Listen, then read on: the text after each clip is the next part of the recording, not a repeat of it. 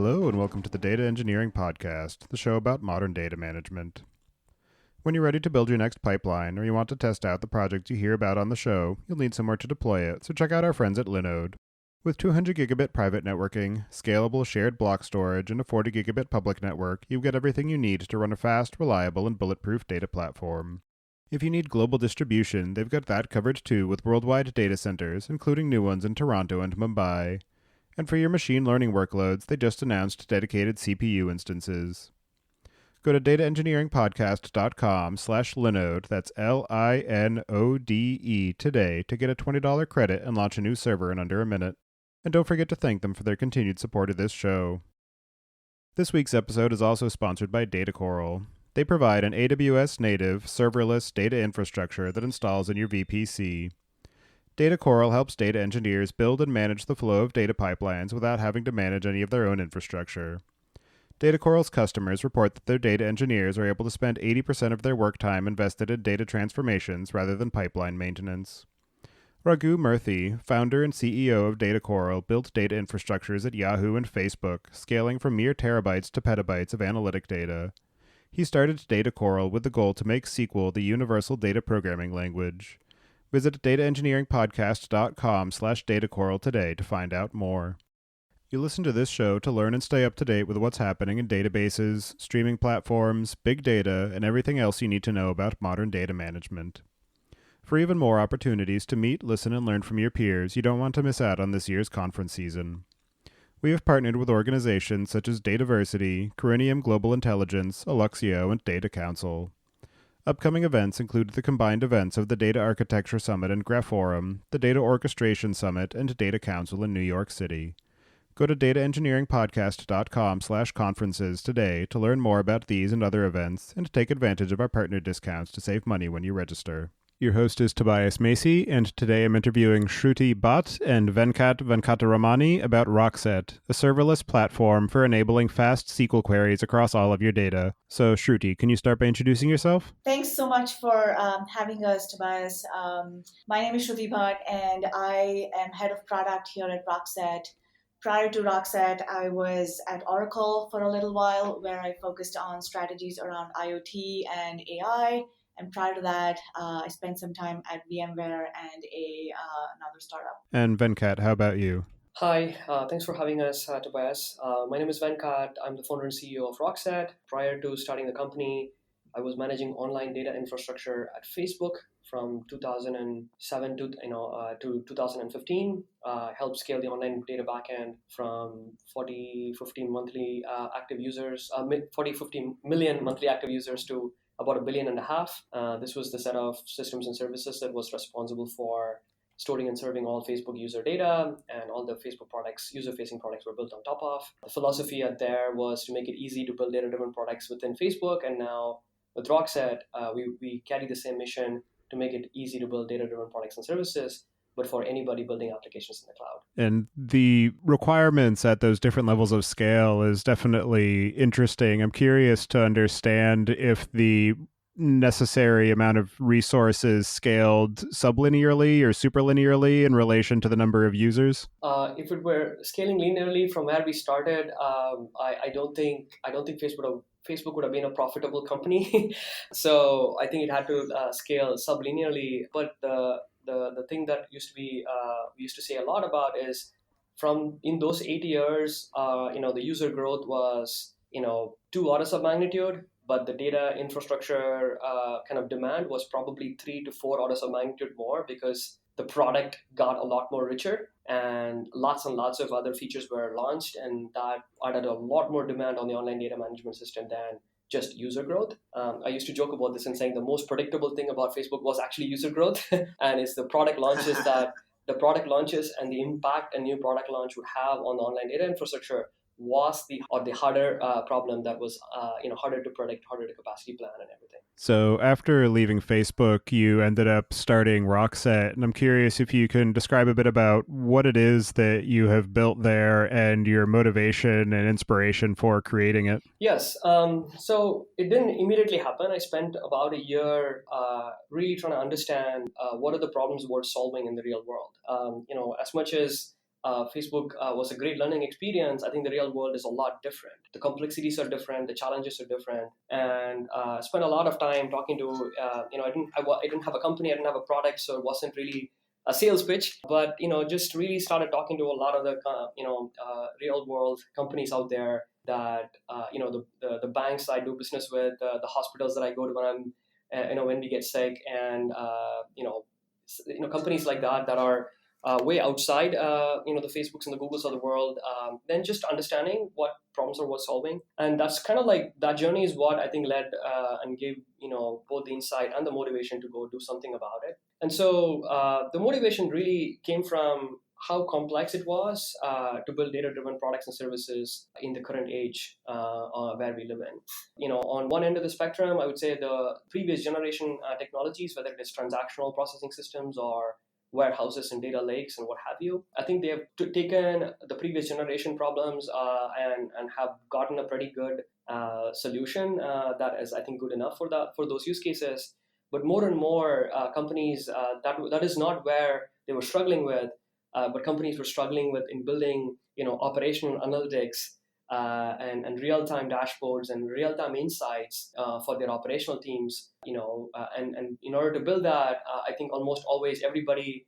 I used to kind of like joke about this and say everybody was building a Rube Goldberg machine of sorts, where they're kind of duct taping together multiple disparate data management technologies in order to build those operational dashboards and APIs for real-time data processing. And so that's kind of like what started us on this journey and really motivated us to figure out in this day and age, what would be a data management system built ground up that exploits the cloud, that is built ground up for this new age data management problems, and what is the simplest and the most powerful product that we can build that actually is makes it really really simple and easy and accessible for a lot of people to go and make their companies and make their products a lot more data driven. And so that's kind of like at the high level, I would say, was our motivation to go do something about in this space. So at the 10,000 foot view, what you're doing in some ways could be equated to what other projects such as Snowflake are doing as far as using cloud technologies to allow for scaling compute and storage independently and being able to ingest data and then be able to perform analytics on it in a SQL format. So I'm curious if you can dig a bit more into the types of use cases that Rockset is particularly suited to and some of the areas where you would use that in place of a cloud data warehouse or a data lake approach. Sure, let me dig into that a little bit. I think the most common use cases we see are actually very different from something that a data warehouse can handle. For example, real-time dashboards or a developer API, or if you're trying to build a microservice on your data, it's incredibly hard to process a lot of your data in real time for two reasons today, right? One is, well, data is flowing. Second is the shape of that data is more fluid. What I mean by that is you have more streaming data and you have more semi-structured data. So how do you possibly process that in real time and build microservices or dashboards on that? But I can give you a more real example. For example, let's say you're building, I'm actually going to take a very real example here. You're building a gaming platform that, say, uses DynamoDB for transactions, right? And you want to help all your game developers by giving them APIs so they can monetize their games. They can ask things like, hey, who's using a certain type of sword in this game right now, and what have they purchased in the past? So very quickly, these queries are asking real-time questions, but also trying to join that with some of the historical data, but they need to know that right now so that they can monetize their game.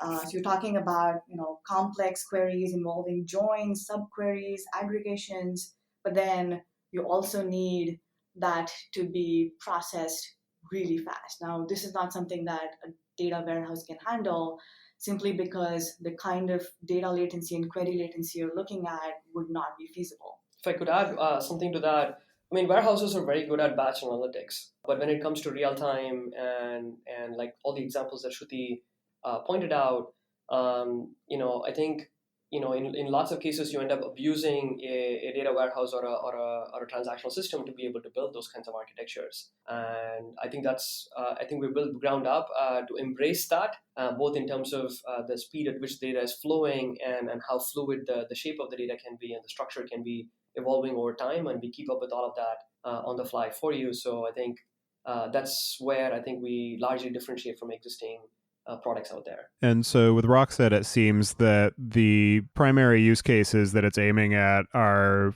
for these situations where you need to be able to do smaller query sizes, but at faster rates than what you would be doing with a data warehouse or a data lake, where you're trying to do some small scale aggregates on the order of maybe megabytes to gigabytes as opposed to terabytes to petabytes. And you want to be able to do it on data as it's arriving rather than having to ingest it and then do some measure of cleaning on it. Yes, I think there is, I think maybe an introduction into like how somebody might use Rockset would be helpful here, just so that we can get some clarity on what that is, what that would look like. Say you have, say you're using DynamoDB for transactions or transactional data, or you're using Kafka for a lot of real-time event logs and it's coming in real time. Let's say that is coming in JSON or protobuffs or some other semi-structured data set. Now, in order to use Rockset, you get an account, you point us at these two data sets, whether it's a DynamoDB table or a Kafka topic, and in real time, we will sync all of the data, transform them into a fully indexed, really fast, fully structured SQL table. And that will happen in real time. You don't need any other pipelines or structural transformation logic that you need to build in order to achieve that. And we will automatically use, in this particular example, a DynamoDB stream or tail Kafka topics to be able to keep itself in sync. The shape of the data can evolve, new fields can get added, fields can change type, and our structural SQL representation of that in Rockset will automatically keep itself in sync. And on top of that, now we have a distributed, very fast SQL query engine that you can instantly start asking really complex questions, including joins and aggregations and what have you, just using SQL. So you can go now build your app or your dashboard or your API just using SQL. Now, in terms of batch analytics, yes, you're right. If you just have if your primary job is to store a lot of data and do occasional query processing on that, Rockset is not a good fit. You want to use a data lake and maybe use an open format to store it and occasionally use a batch compute system like, let's say, Spark or maybe even Presto type data management systems to be able to do that. But if you want to build a system of engagement on this data, then you need a powerful system that gives you the power of SQL. You need that to be fast so that you can build interactive applications and APIs on top of that. And it needs to be happening in real time, so you don't have to, you're not working on historical data, but live data that is coming in your, coming from your system of record or from your real-time streams. And those are the use cases we shine. And so we can do thousands of queries per second. The speed of the queries are dependent because of our architecture, because we index everything. The speed of your queries in a typical warehouse would be dependent on the size of your data set. But because we index everything, the speed of your queries in Rockset would actually only depend on the size of this, the selectivity of the query. Your data set can still be massive, but if you compute the where class of your SQL query and you do let's say a count star on that result, that is what determines the speed of the Rockset query, as opposed to other warehouses where it really depends on the size of your entire data set that is being stored. And so, yes, we can actually manage, tens to hundreds of terabytes of data and do still, sub-second query processing on that. But again, the query speed depends really on a lot of the, on your selectivity of your query, as opposed to the total size of your data set. In fact, my favorite customer quote along those lines was somebody who said, I did everything that's state of the art, and yet the best I could do was 30 minutes of latency and multiple hops, right? And that right there tells you that that's what state of the art looks like. In fact, this was an e-commerce company that uses Kafka for streaming data, generating millions of events per day from their web and mobile apps. And they need to ask some complex questions in real time, right? Like, is there a fraudulent transactions? What are my customers buying right now? Did our competitor just drop their price? They're tracking all these metrics now. All they have to do is send that raw data from Kafka to Rockset and answer all these questions just using SQL in real time.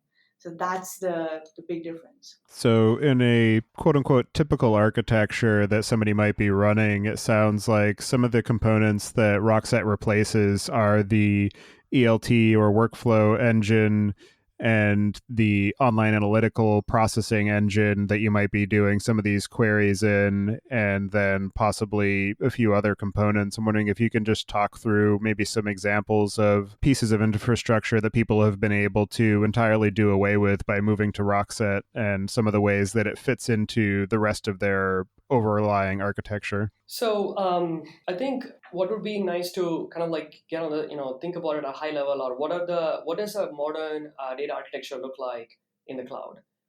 You would definitely need a transactional data management system for your, system of record.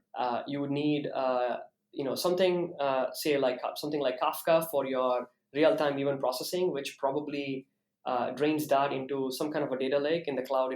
It's Amazon S3 or GCS or what have you. And you would use systems like Presto or Spark for batch compute on top of that system on the data lake. And then after that, on top of data in your real-time stream on your lake or from your system of record, you are going to build lots of systems of engagement, for your marketing operations team, sales operations team, support operations, security ops, DevOps even, and that is this set of applications and set of use cases that we shine at. And so typically, what we end up replacing there are for one set of use cases, it'll probably be something like Kafka landing data into Elasticsearch like systems where if all you need is a single table query on some real-time streams, then you'd use something like that. In other use cases, we also see complex, either ELT or ETL scripts periodically dumping data into parking lots like Postgres,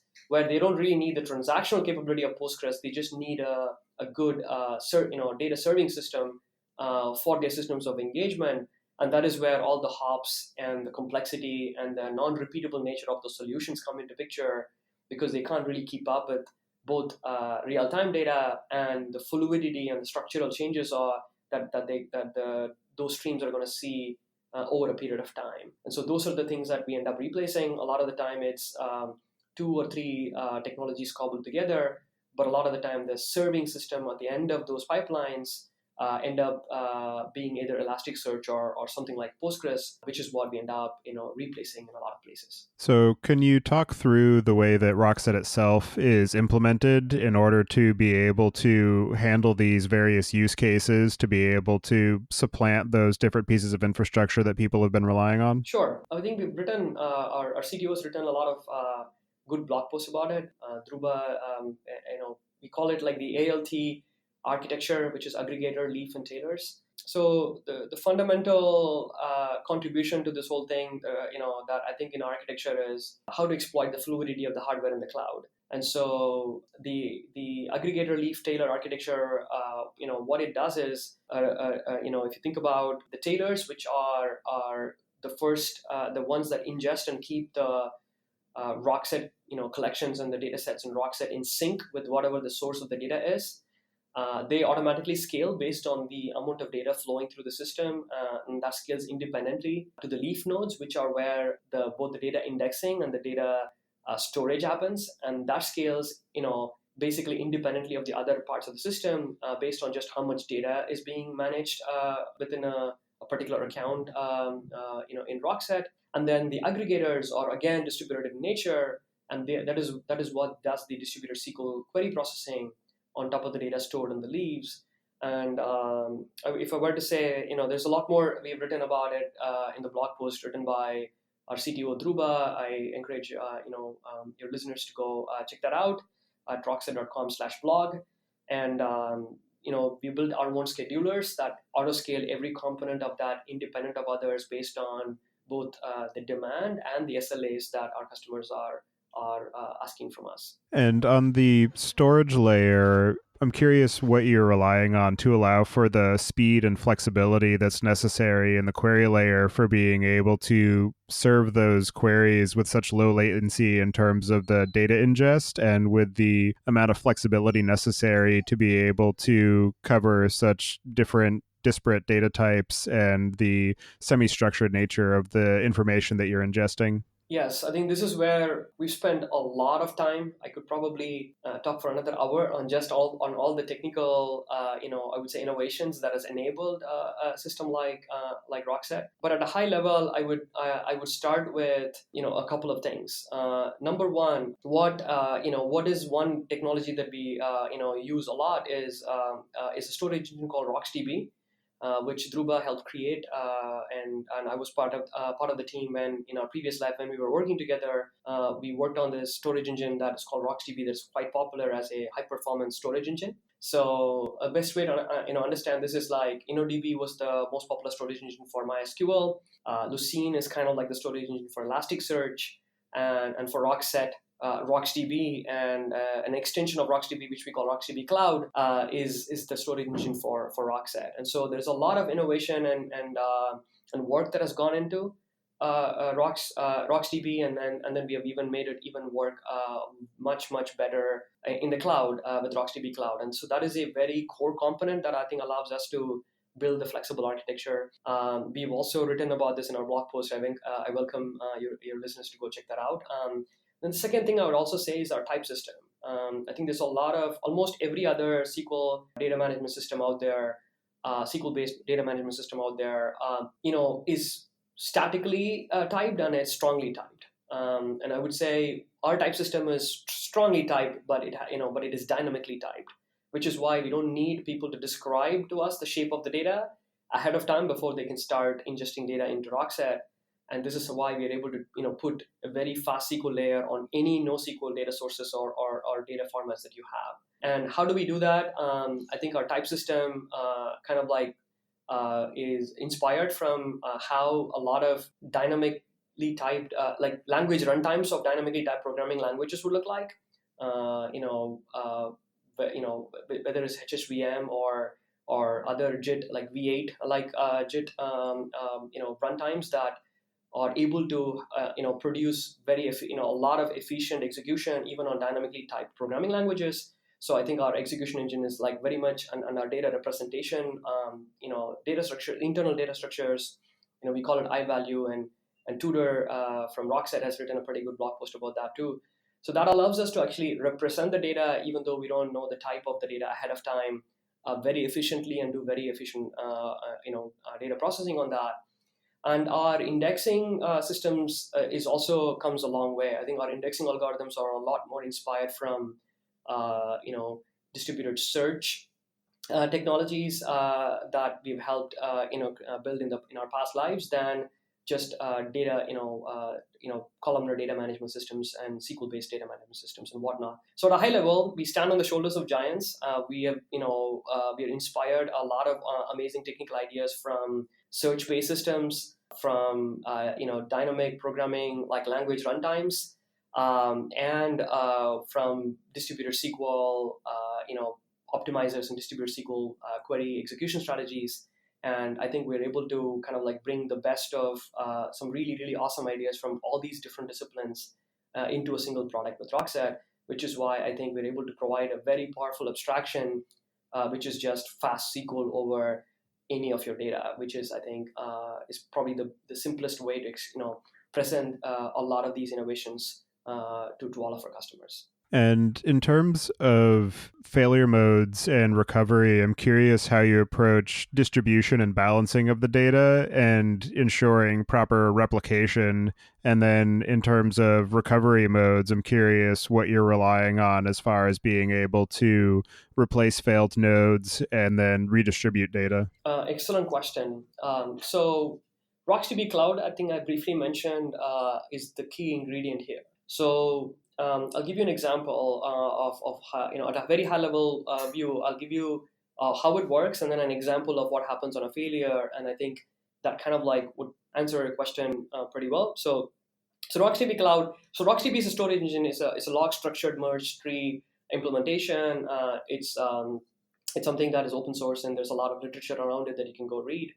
RocksDB Cloud is an extension of that in the cloud, where all the data that is persisted in a local instance, let's say an EC2 instance in AWS, is also backed up in S3 as an S3 object. So every time RocksDB creates a new SSD file locally, RocksDB Cloud's implementation of that will also make a copy of that in S3. And so what it allows us to do is cleanly separate the performance layer of our backend from the durability from the durability. So the queries are fast because there is a full copy of the data in local SSDs and a lot on SSD media, which is I think very very fast. So we are able to provide very high performance queries on a lot of these distributed data sets that is being managed in Rockset.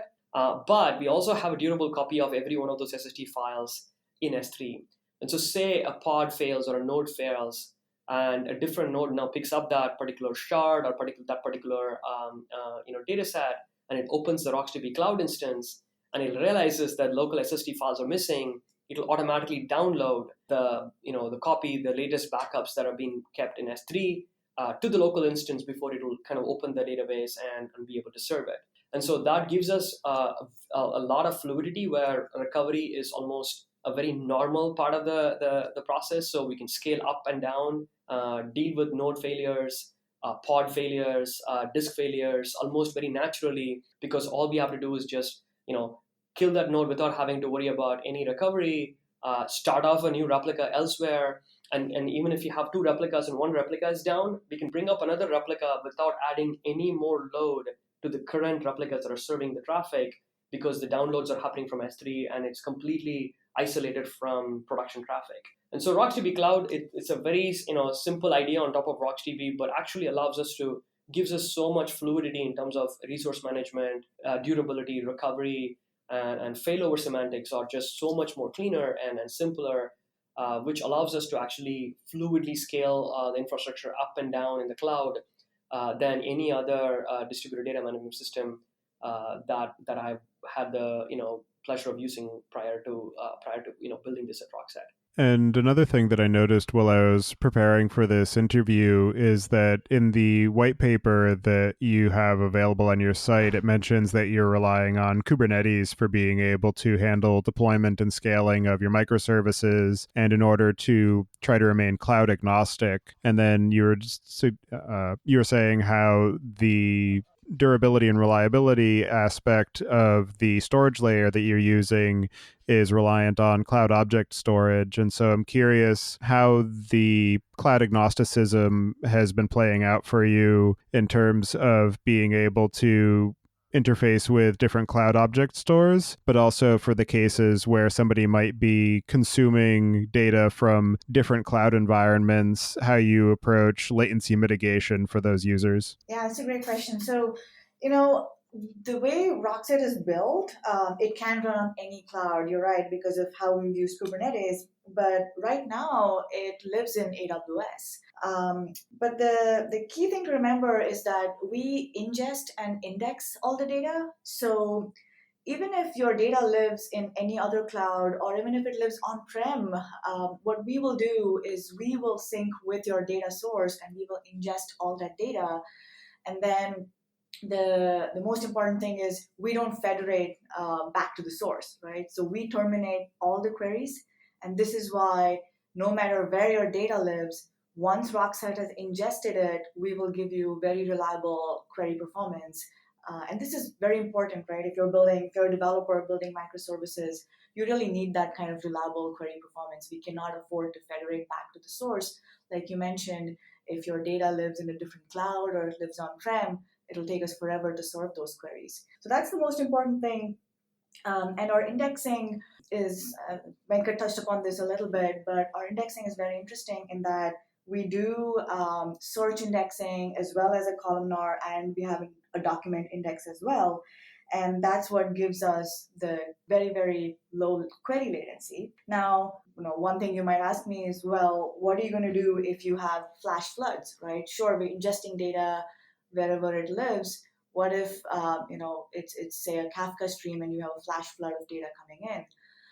Again, as Venkat was saying, we scale our ingestors separately from everything else. So we make sure that we meet the SLAs. If it's a few seconds of data lag, like if it's 2 seconds of data lag that you expect from DynamoDB or say from your Kafka stream before you can start querying it in Rockset, well, all we have to do is make sure that we scale up our ingestors to handle those flash floods and still meet your data latency requirements. So that's the way to think about it. Currently, we live in AWS. That's not stopped us from ingesting data from Google Cloud Storage. We have customers using Google Cloud Storage, and we have a native integration with GCS that customers can use right away. Can you talk a bit more about the indexing strategy that you're using to allow for optimizing on so many different query types, such as search and graph and time series, which I know that you highlight in your documentation, and any challenges or complications that you've run into in the process of enabling those different use cases? So yes, I can talk about that. So we build right now out of the box.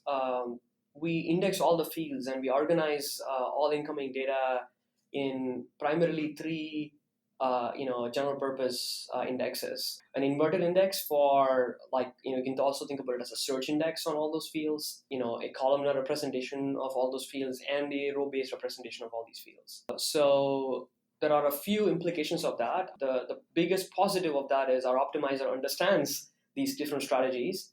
So if you run a query that says, find me the average age across the entire data set, then it understands that I probably should just do a very quick columnar scan, just the fastest way to retrieve all the data that I need to process the query. But if you run the exact same query with a very complicated where class, where you only are looking at certain records with certain fields being certain values, then I think our optimizer will automatically use the search index to very quickly go from, let's say, billions and billions of records you have to the few 100,000 that match, and then do post processing once the data, relevant records and fields are retrieved using, let's say, the search index, and then do the post processing in parallel using our SQL distributed aggregation engine that we have. So the combination of our indexing strategy and that being built hand in hand with our query optimizer is really the key essence to making this work. Today we build 3 general purpose indexes. We are just about added geo indexing as another new feature. So new types of indexes are something that we're always thinking about, and also better and better automatic optimization strategies to exploit peculiar patterns in the data, peculiar patterns in the queries, so that we can continue to provide really good performance for a large spectrum of SQL queries for our users. And the one other really important aspect of all of this is time series data. And so that is also something that is a full starter concept in Rockset, where every record that comes in can be, there is a special field in that record that we call event time. And so you can actually, by default, it will be the time at which that particular record was inserted in Rockset, but you can actually supply that based on any other fields that might be existing in your data set. But this event time is an optimization that is kind of built into our indexing strategy. And so whenever you have a query that has a complicated where clause on event time, or an order by event time, let's say descending because you want the most recent records of all the ones that match, or you want to do any aggregations across this particular field, that is already out of the box, really highly optimized in our query processing. And so you should expect very, very fast performance for time series data, because our indexing strategy takes the time for every record as a first order indexing concept. And our optimizer is aware of that concept that we have. And so yeah, the high level, our indexing strategy combined with our custom built query optimizer, SQL optimizer, is why I think we're able to provide really good performance for such a wide spectrum of query workloads. Can you talk through a bit of the user aspect of getting started with Rockset and integrating with it? And then, because of the fact that Rockset is able to handle a number of the different systems that a data engineer might have been involved with managing, what are some of the ways that you've seen them use the extra time that they gain by implementing Rockset? Well, that's a great question. I think it in almost every case, people's very quickly, within like the first few minutes of them starting to use the platform can go from, let's say, a DynamoDB table or a Kafka topic to a fully schematized and fully indexed SQL table. As I said, all you need to do is go to rockset.com, sign up for, go create an account. It's self-service. Give us read permission using cross-account role-based access or IAM user-based access. If you are using DynamoDB or if you're using Kafka, download and install a Kafka Connect plugin to connect your Kafka cluster to Rockset using secured API keys and what have you. And in a matter of minutes, you have now records flowing into a SQL table. And I think, as Shruti pointed out, even if your DynamoDB table is terabytes, multiple terabytes or really, really large, we auto scale the ingest and whatnot. And still within a few hours, you should expect that to turn into a very, very fast SQL table on which you can ask any question via SQL. And so what we actually see with all of our customers, especially data engineers and developers, is that they get to move a lot faster. What used to be 3 people working on it for 3 weeks for a particular project now happens in a single day. And so data engineers end up now spending a lot more time with their business stakeholders, understanding their needs, give them access to the data that they need and the correct data sources in a correct format, and then just spending a lot less time wrangling data pipelines and scaling them, monitoring them, doing a lot of DevOps on their data pipelines. And more than that, fixing ad hoc scripts they had written for structural transformations of like NoSQL data to load them into SQL-based data management systems. And the developers using us to be able to build search APIs and other microservices or serverless data APIs on top of data, they now have a fully isolated live SQL replica of the DynamoDB table or of their Kafka topic. And I think now they're able to build microservices without having to worry about affecting production transaction processing systems.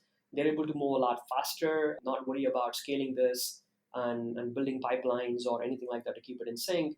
And so I think they just now again can spend more time with product managers, their end users, make sure that the product they're building is actually useful and producing the results that they want and build a more engaging, useful product for their end customers. So I think it's just giving a lot of time back to our immediate users who are developers and data engineers that now they get to spend the time on adding value to their business, to their product, as opposed to wrangling data pipelines and fixing ad hoc ETL scripts. And what are some of the most interesting or unexpected or innovative ways that you've seen people using the Rockset platform? Oh gosh. So one of our favorite ones actually is the state government heritage program. It so happens that we're all nature lovers here at Rockset. In fact, if you go to Venkat's house, you'll find a wall full of posters of national parks. And then here's this heritage program and a state government that's actually helping preserve natural species in several states, actually, through a real-time app that serves as an animal and plant field guide. So you can go in, you can search, filter, drill down on different species based on different criteria, and then that's helping them find species in the wild and then help preserve some of the natural species out there. So that just gives us the warm fuzzies. We really like that use case. And then another interesting way we've seen, I think, apart from the types of use cases we've described, is there's this other company, which is an automated checkout company. It's an AI-based system. Interestingly, what they're doing is they're helping their developers move faster. So the data engineering team is saying, hey, if I have to give my developers access to my database in production every time they want to go develop and test a new feature for our core product, it's going to take us a lot longer and slow us all down. So instead, they actually use Rockset as a way to just give APIs to all of their developers to just play with the data, experiment faster, develop their feature on it, and they don't have to worry about how would that impact their database in production. So we thought that was a very interesting, cool way of just accelerating your developer lifecycle and how data engineers and developers start working together when you give them new tools in their toolkit. Yeah, it's definitely interesting to think about the possibility of mirroring application databases into Rockset for making it easier for developers to be able to gain access to it, but also for being able to expose it to business users or business intelligence engines so that you don't have to add read replicas or transform them into some sort of flat file representation to be able to load into a data lake technology. And I'm curious if you've heard any feedback from people using it for that type of implementation.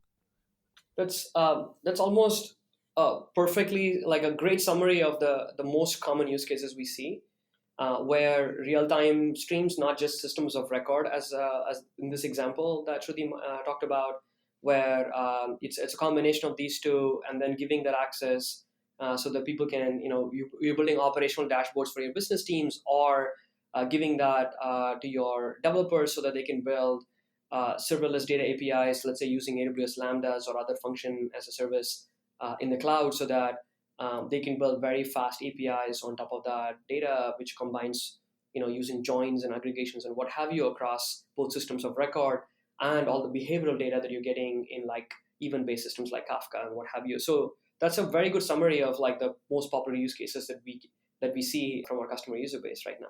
And then, in terms of your experience of building and growing the technical and business aspects of Rockset, I'm curious what you have found to be some of the most challenging and exciting aspects. It's a great question. I think what's most challenging is probably also the one that's actually most exciting because it's fun to tackle hard challenges. I would say the founding team, in terms of technical challenges and whatnot, I think one of the things is like, we've had an experience of both using and building lots of large scale data management systems in our past lives. But when it comes to building those data management systems in the cloud, I think as a industry, I think we're still scratching the surface of the possibilities here. So, like if you think about technically speaking on what a data stack should look like in the cloud, whether you rent one machine for 100 hours or 100 machine for 1 hour, it costs you exactly the same. And so for the same price, I think things should be infinitely faster, relatively speaking, at least in the cloud. And so no real software stack can actually do that yet, which basically means the software stack has to be really reimagined and rebuilt in the cloud, especially when it comes to data management. And I think the eventual data management in the cloud will all be entirely serverless, end to end. And that is also one of the biggest value propositions of Rockset, because we are entirely end to end. We are a serverless data management stack, so you don't have to think about how many nodes do I need, pods do I need, and how much RAM, CPU, and whatnot. You simply point us at your data and start writing SQL, and we will automatically scale. You pay for what you use, and there are no idle clusters, and there's no capacity planning or provisioning that you need to worry about. And I think that is providing and building that, I think, is very challenging, but it's very exciting for that to come to light, and our customers leveraging kind of all the hard work that has gone behind the scenes to be able to leverage and very quickly build amazing applications and APIs using Rockset at this point. So I would say that would be probably, I would capture, building serverless data management system and in the for the new age is both really challenging but also super exciting when you see that come to fruition. And then looking forward, what are some of the new features and improvements that you have planned for the future of Rockset? It's a very, very long list. Fundamentally, when we start talking about, we think about, the ecosystem that we need to work with. There are two major sets of things that we need to work with, right? Where is your data, and what what kind of applications or system of engagement are you building? And so on one end, I think we want Rockset to be able to have a live sync and a live connector with wherever our customers' data happens to reside, whether it is a SQL transactional database, it's a NoSQL transactional system, or real-time streams in one cloud, multiple clouds, Kafka, or some other system like that. And whether it is a cloud SaaS like Salesforce, which is where your data is all locked up. So we want to make it very, very easy for people to like create a live SQL table replica of any of that without any pipelines or ETL or anything like that. And so that is one set of things that we'll always keep expanding and growing. And then the other side, there is a lot of different systems of engagement people want to build, internal tools that people want to build within their organization, and that we see our customers kind of like connecting Rockset with things like Retool for building an internal tool on top of Rockset. We see people integrating us with AWS Lambdas for building serverless data APIs, and so we want that workflow to be a lot better and smoother. And I think there's a lot of JDBC or REST based SQL based dashboarding tools like Tableau and Redash and Superset and more tools like that I think we also want to be working with that ecosystem. And in fact, we recently announced our integration with Grafana, as now Grafana dashboards can be powered by Rockset. And so yeah, in both these dimensions, I think we see more and more coverage and more work that we happen to be doing. And I think more in terms of our own backend, as I said, we're just scratching the surface on building 3 general purpose indexes.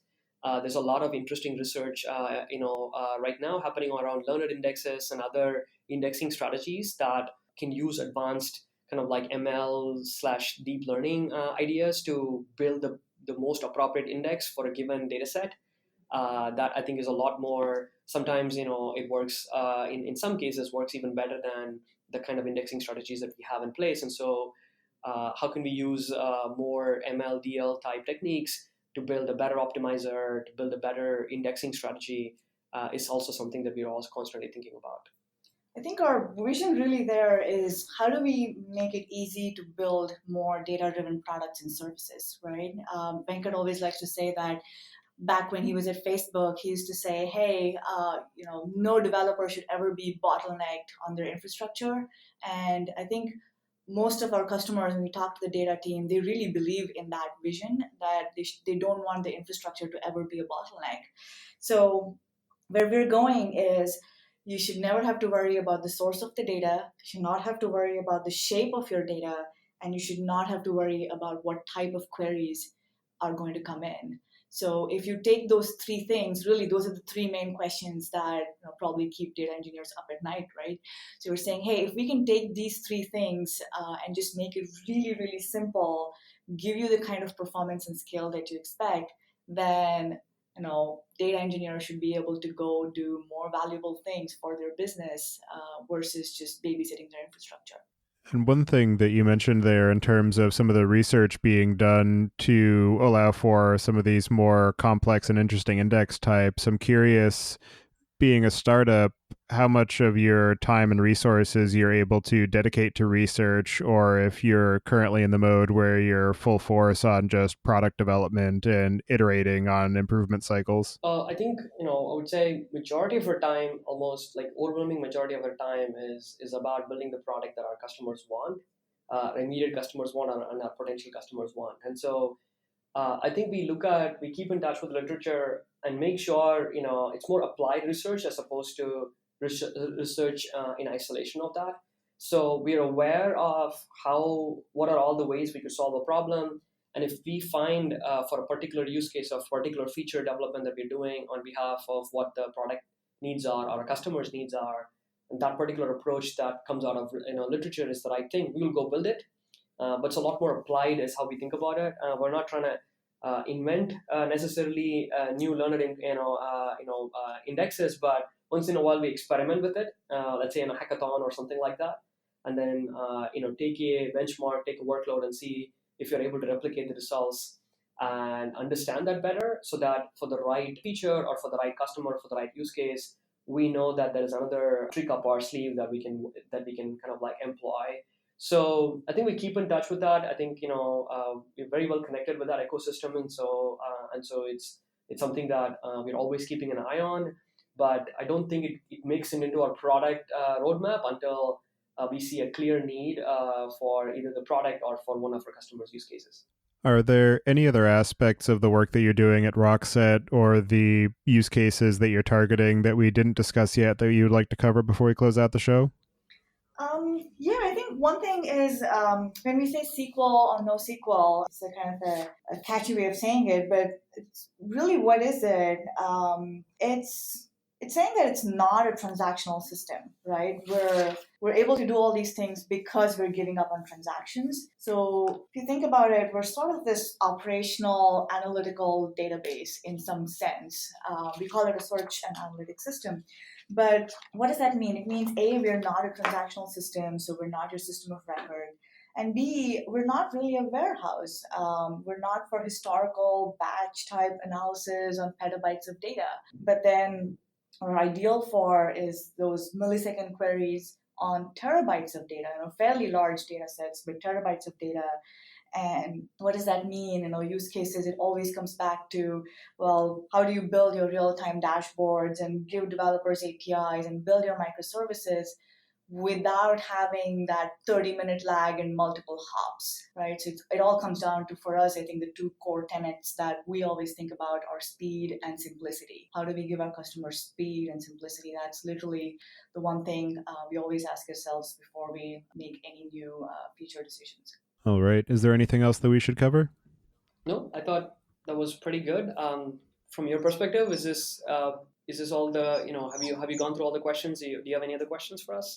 No, we ran through all our questions. So for anybody who wants to get in touch with either of you and follow along with the work that you're doing, I'll have you add your preferred contact information to the show notes. And as a final question, I would just like to get your perspective on what you see as being the biggest gap in the tooling or technology that's available for data management today. What's the biggest gap? I think the biggest gap, as I said, is in this space where, lots of data coming from different data sources and whatnot, and people building systems of engagement on that very easily. I think the gap that we fulfill is where I think a lot of the complexity lies, is where all the Rube Goldberg machines are built, is where I think there's just not one good solution built ground up for these set of use cases. All databases on both ends of the spectrum are very good at managing the data where they are the source of truth.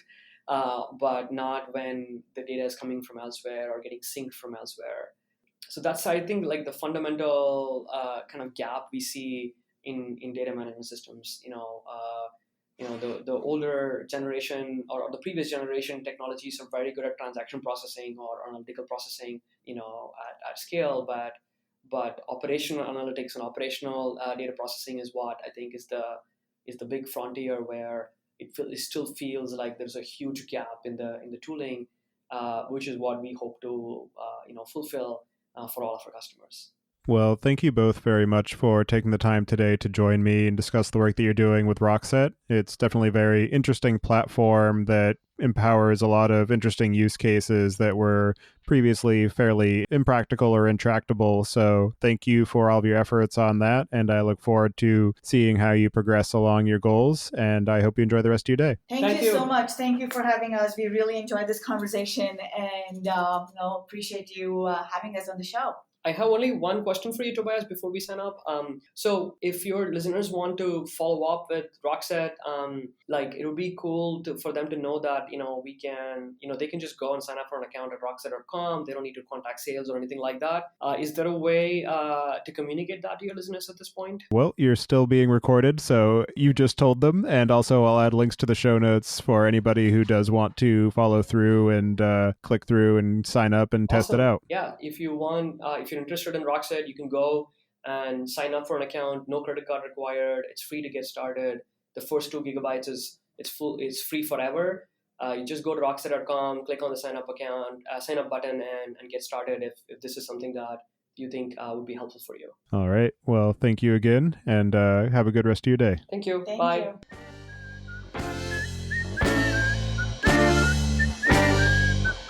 Listening. Don't forget to check out our other show, podcast.init, at pythonpodcast.com to learn about the Python language, its community, and the innovative ways it is being used. And visit the site at dataengineeringpodcast.com to subscribe to the show, sign up for the mailing list, and read the show notes. If you've learned something or tried out a project from the show, then tell us about it. Email hosts at dataengineeringpodcast.com with your story.